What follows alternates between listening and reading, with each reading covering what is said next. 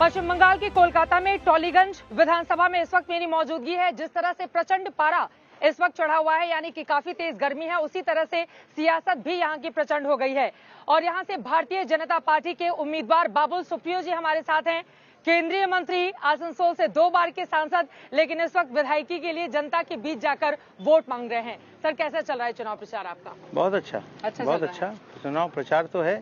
Main देखिए, हमारा जो मेन मकसद है कि बंगाल को बदलना है। बंगाल की जो राजनीतिक संस्कृति जो है, जो ममता बनर्जी के मतलब उनके अनुप्रेरणा शब्द वो बहुत यूज़ करती है, उनकी इंस्पिरेशन में जो राजनीतिक संस्कृति जो है वो बंगाल के सारे हेरिटेज, सारा हिस्ट्री, सारा ट्रेडिशन, सारा वैल्यूज़ को ख़त्म कर चुकी है। और वो संस्कृति बहुत घटिया, लोगों से चीज़ें छीनना, ये इनका मेन चीज़ रह गया है। अच्छी नीयत, अच्छी नीति, हाँ, जो है वो उससे जो है बंगाल मतलब उससे परहेज किया गया, बंगाल उससे वंचित रह गए। और देखिए, आज ऐसी नौबत आ गई कि दीदी को खुद को लिखना पड़ रहा है कि बंगाल अपनी बेटी को चाहती है, जबकि अपने खुद की केंद्र भवानीपुर से भी लड़ने की साहस उनको नहीं है, कहीं और जाके लड़ रही है। चलिए हम थोड़ा बुलेट से आगे चलेंगे और बहुत सारे सवाल हैं जिसका दावा इस वक्त किया जा रहा है बाबुल सुप्रियो की ओर से। केंद्र में इनकी भी सरकार है और 6 सालों तक इन्होंने क्या किया इसकी भी पड़ताल करेंगे। लेकिन बुलेट से गहरा रिश्ता रहा है इनका। तो आज बुलेट यात्रा की शुरुआत होगी। बैलेट के लिए अलग अलग हिस्सों में जाएंगे और जानेंगे कि बाबुल सुप्रियो का क्या है टॉलीगंज को लेकर बड़ा प्लान। चलिए करते हैं शुरुआत। उबड़ खाबड़ सड़कें हैं, इसी तरह से राजनीति भी चल रही है। बीजेपी के लिए कहा जा रहा है कि उम्मीदवार मिले नहीं, इसलिए सांसदों को उतार दिया मैदान में। तृणमूल को बोलिए ना अपना business, let them mind their own business. We have a mind and we are doing our business, let them do their own business. हम अगर बंगाल के भूमिपुत्र है, भूमिपुत्री है, अगर पार्टी को ऐसा लगता है कि हम 2019 में चुनाव लड़े हैं और अपने अपने क्षेत्र से बहुत भारी मार्जिन से जीते हैं, अगर बंगाल में जो हमारा लार्जर पिक्चर है, जो लार्जर इंटरेस्ट है, जो मेन मकसद है, उसको हासिल करने के लिए अगर हमें उपयोग किया जा रहा है, तो ये तो बहुत गर्व की बात है। लेकिन सांसदों को विधायक बनाने पर क्यों तुली हुई है बीजेपी? देखिए, what is our larger mission?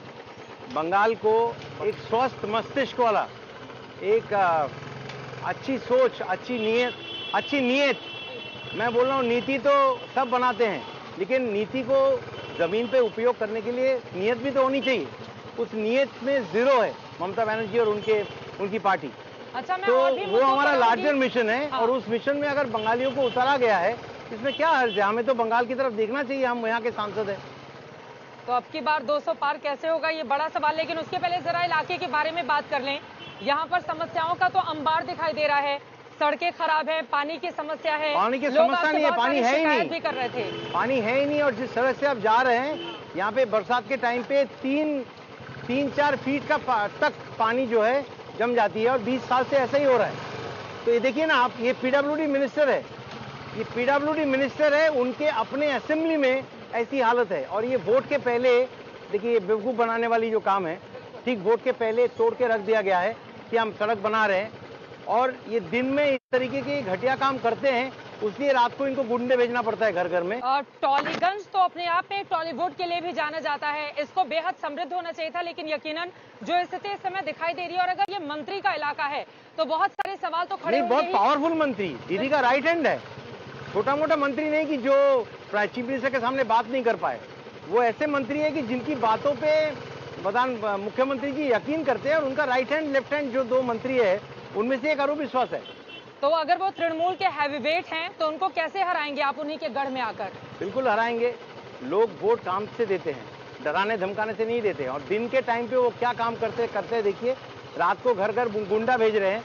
मैं तो बोल रहा हूँ कि तृणमूल के फ्लैग लेके जो जा रहे हैं ना, दीदी जिंदाबाद बोलते बोलते, वो भी अंदर जाके कमल में छाप देके आएंगे, बीजेपी को छाप देंगे। नामांकन के दौरान भी टीएमसी के कार्यकर्ताओं ने हंगामा किया था। करने दीजिए, उनको भी मालूम है मैं किसी चीज़ से डरता नहीं हूँ। अब वो डरे हुए हैं कि हरा देंगे, हार जाएंगे, उस डर के मारे हमको डराने के लिए आते हैं। इसके पहले भी बहुत डरा है। पुलिस खुद घर पे आके मुझे 2014 में समझाती थी कि आप फलाना जगह पे मत जाइए, उस जगह में मत जाइए। वहाँ पे इतने गोली इतने बुलेट बरामद हुए जब आप तो पहली बार आप काम उम्मीदवार सिक्योरिटी के नहीं तौर ले पर सकते। बीजेपी के आसनसोल से उतरे थे तो पुलिस आकर मना करती थी कि पुलिस मत जाइए। खुद आके मना करती थी कि आपका रूट वहाँ पे है, आपका रूट ओके किया हुआ है, लेकिन आप वहाँ मत जाइए कि वहाँ पे फलाना जगह से 200 बुलेट बरामद हुए। तो एक दिन सुबह मैं बैठा हुआ था ब्रेकफास्ट के पहले, मुझे अभी भी याद है, रेड कलर का 3/4 पैंट और एक वाइट टी शर्ट पहन के मुझे इतना गुस्सा आया कि सरोज मंडल करके मेरा एक कार्यकर्ता है, उनका एक लाल कलर का बुलेट नीचे मरून कलर का आपके जैसे एग्जैक्टली यही बुलेट, बड़ा कोइंसिडेंस, ये खड़ी रहती थी और मैंने उनको बोला चलिए आप भी बुलेट चलाइए, वो बुलेट रोकना आपका काम है और मेरा बुलेट आप रोक के दिखाइए कौन क्या बुलेट चलाता है। तो वो पहली बार बुलेट लेके मैं निकला, वैसे ही शॉर्ट्स में और चप्पल पहन के गुस्से में, और उसी दिन से आसनसोल में जो है डर टूटा लोगों का। और इसलिए मेरे फादर ने मुझे 2014 का इलेक्शन जीतने के बाद मुझे बुलेट गिफ्ट किया और उस बुलेट को 7 दिन में मैं कलकत्ता लेके भी आ रहा हूँ। 2014 के बाद आपके फादर ने आपको बुलेट गिफ्ट की थी क्योंकि 2014 में आपने बुलेट से इलाके के लोगों के भीतर का डर खत्म किया था और आप बिल्कुल चुनाव मैदान में उतर गए थे। यस, ये जबरदस्त है। देखिए बुलेट की भी अपनी कहानी है जो बाबुल सुप्रियो के साथ जुड़ी हुई है, लेकिन आसनसोल के अलावा आपको टॉलीगंज से क्यों, आप वहीं से सांसद थे, आपको वहां से विधानसभा का टिकट दे दिया जाता, नहीं टॉलीगंज क्यों चुना गया? देखिए ये बड़ा दायित्व है, टॉलीगंज जो मुझे दिया गया है बहुत अहम सीट है, बड़ा दायित्व है। तो पार्टी हमको जो दायित्व देगी वही दायित्व हम निभाएंगे, हम अपने मर्जी से नहीं। जो हमारा लार्जर गोल है, जो लार्जर मिशन है, उसी को हासिल करने के लिए पार्टी जिस तरीके से हमें उपयोग करना चाहती है उसी के लिए हम खड़े हैं, बस यही है।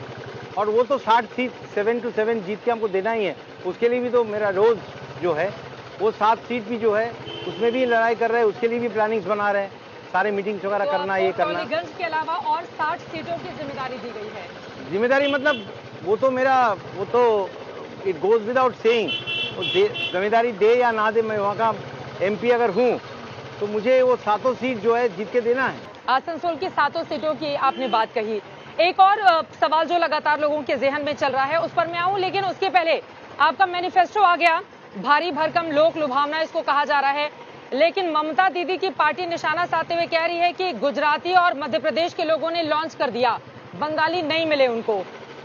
देखिए हम भारतीय हैं और दीदी ये सब घटिया राजनीति जो करते हैं ना, ये सब जो है उनके खिलाफ उनके छोटे मन की जो है निशानी है।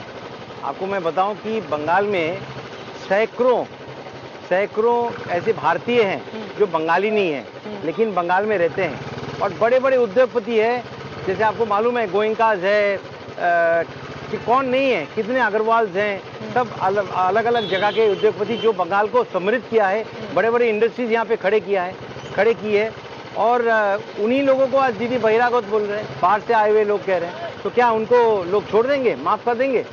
ये भारत है, यहाँ पे कोई भी कहीं पे भी जाके रह सकता है, यही तो खूबी है। उसी दिशा में ही तो 1 नेशन 1 राशन किया है केंद्र ने। नंदीग्राम में दीदी को बाहरी बताया जा रहा है। बाहरी इसलिए बता रहे हैं कि दीदी तो यहाँ की मुख्यमंत्री थी 10 साल, भवानीपुर की भूमिपुत्री बोलती थी अपने आप को, वहाँ से भाग क्यों गई?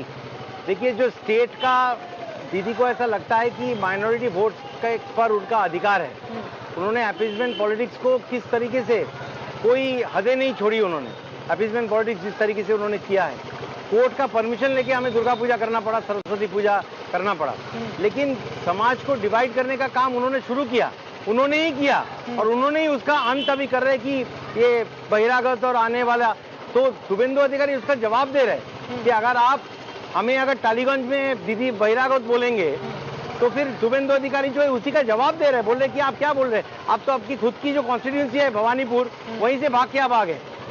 वो तो अपनी मर्जी से चुनाव लड़ सकती है ना, मैं तो पार्टी हमें जिस तरीके से उपयोग करना चाहते हैं मुझे वो करना पड़ेगा। भवानीपुर क्यों छोड़ा उन्होंने, क्या लगता है? क्योंकि हार जाती उसी इलाके में उनके भाई भतीजों ने 30-32 संपत्ति बनाए, लोगों को डरा के धमका के गरीबों के घर ले लिए, हड़प लिए और वहीं पे प्रोमोटरी के बिजनेस है। आप यहाँ पे देखिए ना, पानी नहीं है लेकिन आपको घर के पास घर दिखेगा और एक भी घर देख लीजिए आपको दिखेगा कि यहाँ पे प्रधानमंत्री आवास योजना का पैसा नहीं मिला। एक बात चलती है पूरे इलाके में कि दोनों भाई इसको कंट्रोल करते हैं, इलाके को। किस चीज का कंट्रोल भाई? वो कीबोर्ड से कंट्रोल बटन तोड़ के फेंक दूंगा। मतलब और जब तक वो कंट्रोल नहीं हटेगा तब तक एंटर नहीं होगा, निवेश नहीं आएगी, नौकरी नहीं होगा। और टॉलीवुड में तो इन्होंने दहशत फैला के रखी है। जो आर्टिस्ट अपने मर्जी से पॉलिटिक्स में आ रहे हैं वो अलग बात है, लेकिन सब लोग तो पॉलिटिक्स में नहीं आना चाहते। उनको गन पॉइंट पे शूटिंग के बीच में उठा के लेके जाते हैं अरूप विश्वास तृणमूल के लिए कैंपेन करने के लिए, और जो ना बोले उनका काम बंद कर देते। प्रसेनजीत दा को आप देखिए, वो बंगाल के जो फिल्म उत्सव होता है, फिल्म फेस्टिवल, उनका चेयरपर्सन थी, लेकिन उन्होंने तृणमूल के लिए काम करने से मतलब पॉलिटिक्स में जाने से इनकार कर दिया, उनको हटा दिया। तो यही तो है इनको, इस माई वे और दी हाईवे। और इस बार दीदी का अंत जो है लोगों ने तय कर लिया है। मैं कह रही हूँ कि आपने इतने सारे काम किए जो आपने खुद भी गिनाए, बीजेपी आपको सीएम उम्मीदवार के तौर पर बंगाल में आगे क्यों नहीं कर रही है? अब देखिए, मैं चला रहा हूँ बाइक और आप मुझे एसी कार में बैठने वाली क्वेश्चन कर रहे हैं, तो मैं इसका कोई जवाब नहीं दूंगा। मैं सिर्फ यही कहूँगा कि हमें पार्टी जो दायित्व दिया है, मैं जॉब इन हैंड जो है ना, उस पर बहुत बिलीव करता हूँ। मेरे हाथ में इस वक्त काम ये है कि मैं टॉलीगंज अपने पार्टी के लिए जीत के दिखाऊं, और मैं जरूर जीतूंगा, वो मेरा जॉब इन हैंड है। लेकिन अगर धरती पुत्र यही का होता दीदी के सामने, तो शायद लड़ाई और बड़ी नहीं हो जाती। हाँ, लड़ जाते हैं और हरा भी देते, ये भी मैं आपको बता रहा हूँ। तो यहाँ क्योंकि दीदी तो अपने जगह से भवानीपुर में भी लड़ देते तो भी मैं हरा देता, ये भी मैं आपको बता रहा हूँ। लोग हमारे साथ है और झूठ पे झूठ बोलती है रोज कि मेरा पैर तोड़ दिया, जबकि उनके खुद के ऑफिस ने बता दिया कि छोटा सा एक्सीडेंट था जिसमें उनके पैर में लगा है। रोज बोल रहे हैं कि मेरा पैर तोड़ के कुछ नहीं कर सकते हो, मैं व्हील चेयर में पूरा ये करूंगा, चुनाव लड़ूंगा। ये सब क्या आपको लगता है? वो व्हील चेयर पर ही बैठ तो ये क्या लोग बिलीव करेंगे? लोग हंस रहे हैं, मीम्स चल रहे हैं, तो आप बिलीव कर सकते कि 5-6 लेयर सिक्योरिटी को तोड़ के 4 बीजेपी के लड़के अंदर चले जाएंगे और दीदी को घायल करके वो चले भी जाएंगे, भाग भी जाएंगे, एक भी पकड़ा नहीं जाएगा? ऐसा कभी हो सकता है?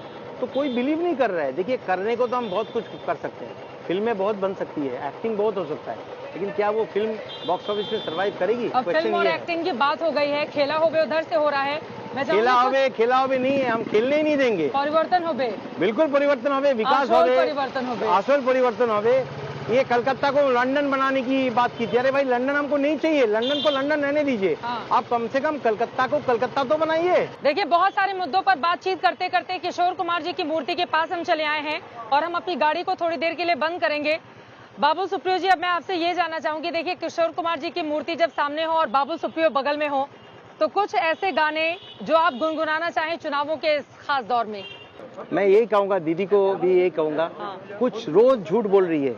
देखिए, बिलो द बेल्ट जाने का भी एक लोएस्ट लेवल होता है, लोएस्ट लेवल होता है कि निम्न स्तर का भी एक निम्नतम स्तर होता है। दीदी रोज उस रिकॉर्ड को खुद ही तोड़ रही है।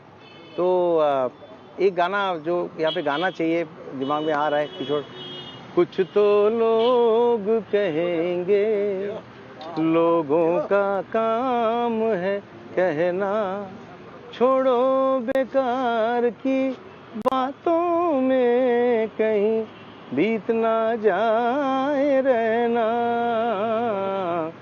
कुछ तो लोग कहेंगे, लोगों का काम है कहना। हमारे ये नियम रहेंगे कि हम मुस्कुराते हुए राजनीति करेंगे।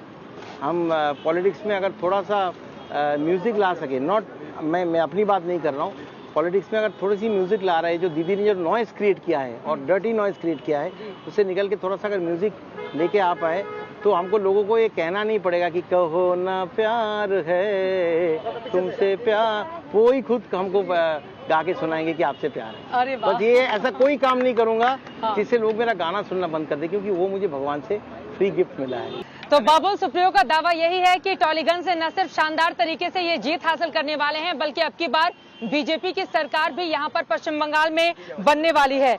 उनके दावे में कितना है दम और क्या कहो ना प्यार है, यहाँ की जनता भी कहेगी बाबुल सुप्रियो से। 2 मई को जब आएंगे चुनावी नतीजे तो इसका पता भी चल जाएगा। कैमरा पर्सन हिमांशु शर्मा और संजय कुमार के साथ चित्रा त्रिपाठी, कोलकाता आज तक। नमस्कार, मैं हूं अंजना ओम कश्यप। हमें उम्मीद है ये वीडियो आपको पसंद आया होगा। लेटेस्ट खबरों के लिए यूं ही देखते रहिए आज तक, और इस वीडियो के पसंद आने पर लाइक, शेयर एंड सब्सक्राइब करना ना भूलें।